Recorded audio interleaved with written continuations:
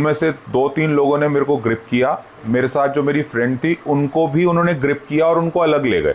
हम दोनों के उन्होंने मोबाइल फ़ोन छीन लिए और ज़मीन पर लौटा करके तेज धनाधन भूसे, लातें, मुक्के मारना शुरू कर दिया। वो चिल्लाती रहीं।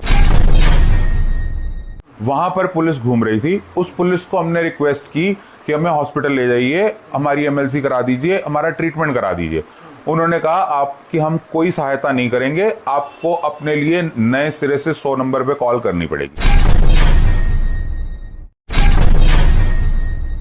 सैटरडे रात को मैं अपनी एक फ्रेंड के साथ डी कोड बार में खाना खाने गया था। हमने वहाँ पे कुछ ड्रिंक्स ऑर्डर करे और कुछ खाना ऑर्डर किया।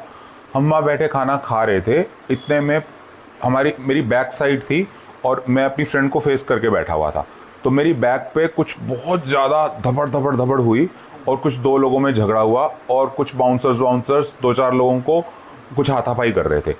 उस हाथापाई को देख के पूरा रेस्टोरेंट खाली हो गया। फर्स्ट फ्लोर पे रेस्टोरेंट है, सब के सब नीचे सेफ्टी के लिए भागे ऑन द ग्राउंड फ्लोर।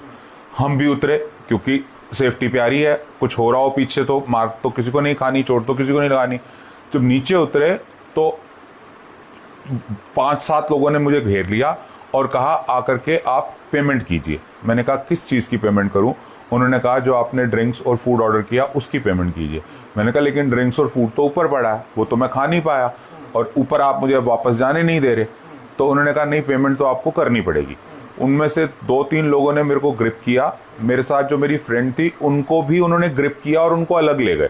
हम दोनों के उन्होंने मोबाइल फ़ोन छीन लिए और ज़मीन पर लौटा करके तेज धनाधन भूसे, लातें, मुक्के मारना शुरू कर दिया। वो चिल्लाती रहीं मेरी फ्रेंड कि आप रुकिए, आप प्लीज़ ऐसा नहीं कर सकते, आप रुकिए। ये बेतहाशा मारते रहे। मार के ये लोग वापस नीचे ले आए मुझे और उसके बाद ये सारे के सारे वहाँ से एकदम रेस्टोरेंट लॉक करके गायब हो गए। वहाँ पर पुलिस घूम रही थी। उस पुलिस को हमने रिक्वेस्ट की कि हमें हॉस्पिटल ले जाइए, हमारी एमएलसी करा दीजिए, हमारा ट्रीटमेंट करा दीजिए। उन्होंने कहा आपकी हम कोई सहायता नहीं करेंगे, आपको अपने लिए नए सिरे से 100 नंबर पे कॉल करनी पड़ेगी।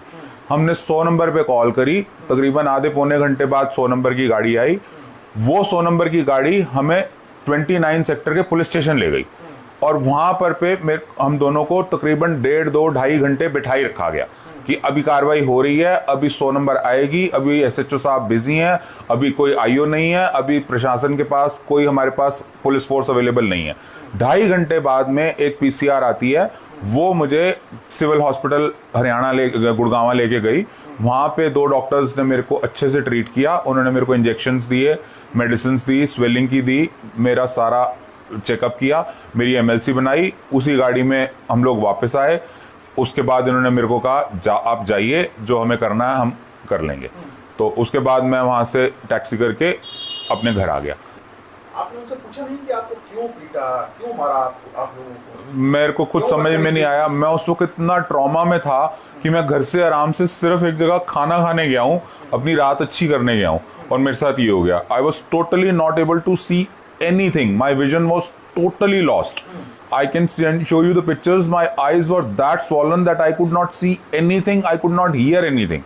So I was so much traumatized that I was not in a position to ask anyone what has happened with me. अच्छा सर, ऐसी घटनाओं के बाद किसी भी आम नागरिक को एक सेवा, सुरक्षा और सहयोग की जरूरत होती है गुड़गांव पुलिस के जी, किसी भी पुलिस के लिए। तो क्या उस सेवा, सुरक्षा और सहयोग ना जी सेवा मिली, ना सुरक्षा मिली पुलिस से। चिल्लाता रहा नीचे मेरे को प्लीज हॉस्पिटल ले जाइए और ना ही अभी तक पुलिस कोई सहयोग कर रही है। इस इंसिडेंट को 4 दिन होने को आए हैं। सैटरडे रात की ये घटना है।